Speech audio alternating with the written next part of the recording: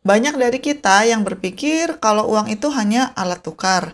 Kita kerja keras buat dapat uang, kemudian uangnya dipakai untuk beli kebutuhan sehari-hari, atau mungkin ditabung sedikit. Tapi ada sejumlah realita tentang uang yang mungkin belum diketahui oleh teman-teman, tapi penting banget buat masa depan finansial kalian. Ini bukan cuma soal berapa banyak uang yang kita punya, tapi bagaimana cara kita memahami dan mengelola uang itu sendiri. Pertama, mari kita bahas soal uang yang ditaruh di bank. Banyak dari kita yang merasa aman kalau uangnya disimpan rapi di tabungan, apalagi kalau ada bunga banknya. Rasa aman itu seringkali menipu. Tahu nggak kalau uang yang hanya didiamkan di bank itu sebenarnya sedang kehilangan nilainya? Ini karena adanya inflasi. Inflasi itu seperti hantu yang tak terlihat yang diam-diam menggerogoti daya beli uang kita. Bayangin aja, hari ini dengan 100.000, kalian misalnya bisa beli 10 bungkus makanan favorit kalian. Tapi 5 tahun dari sekarang dengan uang yang sama, katakanlah 100.000, mungkin kalian hanya bisa membeli 7 atau 8 bungkus. Kenapa? Karena harga-harga barang dan jasa akan terus naik seiring waktu. Itu artinya nilai waktu kalian menurun. Masalahnya adalah bunga tabungan yang ditawarkan oleh bank seringkali tidak cukup untuk mengalahkan laju inflasi.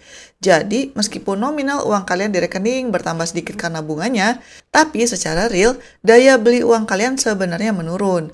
Ini adalah kerugian tersembunyi yang jarang disadari banyak orang. Uang yang kalian kumpulkan dengan susah payah, sedikit demi sedikit, itu akan terkikis oleh inflasi. Ini kayak kalau kalian menaruh balok es di bawah terik matahari. Meskipun balok esnya besar, dia akan terus mencair kalau tidak dilindungi. Nah, disinilah investasi menjadi sangat krusial. Investasi itu seperti menanam pohon uang di kebun kalian sendiri. Kalian tanam bibit kecil sekarang, rawat baik-baik dengan konsisten, dan suatu saat nanti, pohon itu akan tumbuh besar dan menghasilkan buah yang jauh lebih banyak daripada modal awal kalian. Tujuan utama investasi adalah membuat uang kalian bertumbuh melebihi laju inflasi, bahkan melipat gandakannya. Ini bukan tentang kekayaan instan, tapi tentang pertumbuhan kekayaan yang berkelanjutan dan terencana. Ada banyak cara untuk melipat gandakan uang lewat investasi, masing-masing dengan karakteristik dan tingkat risiko yang berbeda. Kalian bisa berinvestasi di saham, yang berarti kalian membeli sebagian kecil kepemilikan di sebuah perusahaan. Kalau perusahaan itu berkembang dan menguntungkan, harga sahamnya bisa naik, dan kalian juga bisa mendapatkan dividen atau bagi hasil keuntungan. Atau kalau kalian memilih reksadana, ini adalah kumpulan investasi yang dikelola oleh manajer profesional. Ini cocok untuk mereka yang tidak punya banyak waktu atau pengetahuan untuk memilih saham sendiri. Selain itu, ada juga yang namanya obligasi yang merupakan surat utang yang diterbitkan oleh pemerintah atau perusahaan. Ini cenderung lebih stabil dan memberikan pendapatan tetap.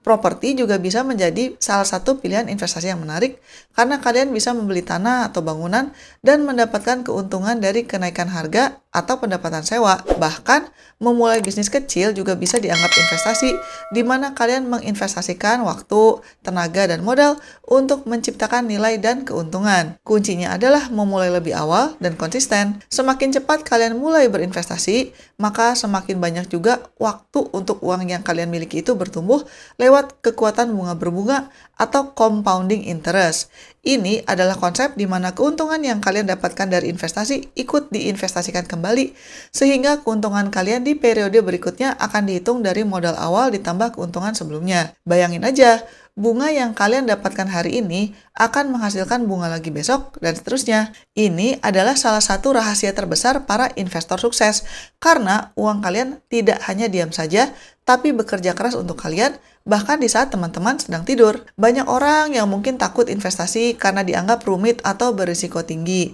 Memang benar sih, investasi itu ada risikonya, tapi risiko ini bisa dikelola dan diminimalkan. Kuncinya adalah pendidikan finansial yang memadai. Jangan pernah berinvestasi pada sesuatu yang tidak kalian pahami.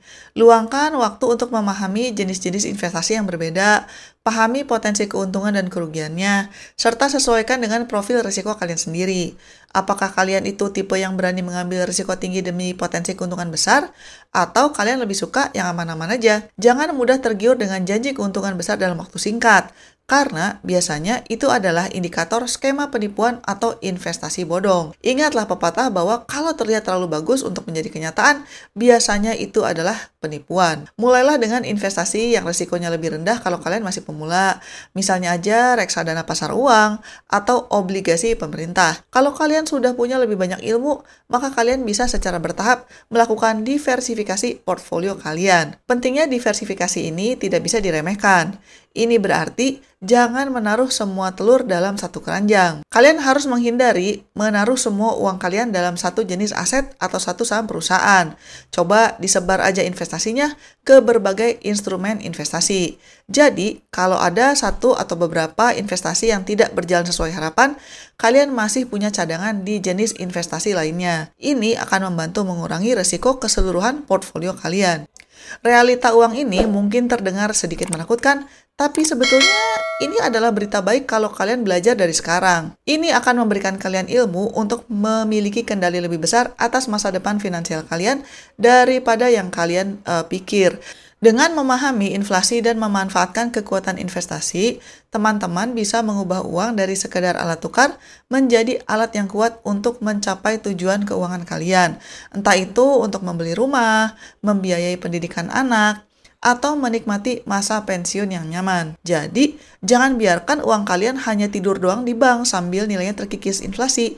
Coba gunakan uang kalian dengan cara yang lebih baik dan buat dia bekerja untuk masa depan finansial yang lebih baik. Sekian dulu episode kali ini dan selamat mencari kebahagiaan. Bye-bye.